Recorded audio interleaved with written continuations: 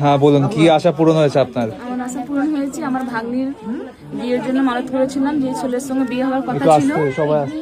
যে ছেলের সঙ্গে বিয়ে হওয়ার কথা ছিল ছেলেটার সঙ্গে ক্যান্সেল হয়ে গেছিল। ওই ছেলেটা অন্য মেয়ের পাল্লে পড়ে গেছিল, বিয়ে করবো না। আমি মাকে মানসিক করে গিয়েছিলাম, মা আমার তুমি মানে লাজ রাখবে যেন আমার ভাগ্নি ওই ছেলের সঙ্গে বিয়ে হোক, মা আমি তোমার পুজো দেবো। তাই আজকে মায়ের আমি পুজো দিতে এসেছি। মা আমার মানসিক পুরো করেছে, মা আমার আশা পুরো করেছে। আর এই গোপালটা দিয়েছি আমার ছেলের জন্য। আমার ছেলের শরীর জন্ডিস হয়েছিল, তাই মাকে যেন মা রিপোর্টে ভালো আসলে আমার ছেলে ও সুস্থ হয়ে মা তোমাকে গোপাল দিয়ে পুজো দেবো। তাই আজ গোপাল দিয়ে মাকে আমি পুজো দিয়েছি। সেই গোপাল দিয়ে পুজো দিচ্ছে। হ্যাঁ, আর এই 1000 টাকাটা মাকে লক্ষ্মী ভান্ডার জন্য মানসিক করেছিলাম কি মা প্রথমবার টাকা আসলে আমার 3বার অ্যাপ্লাই করেছিলাম, হয়নি। তাই আমি মাকে মানসিক করে গেছিলাম, মা আমার যদি প্রথম টাকা আমি আপনাকেই দেবো।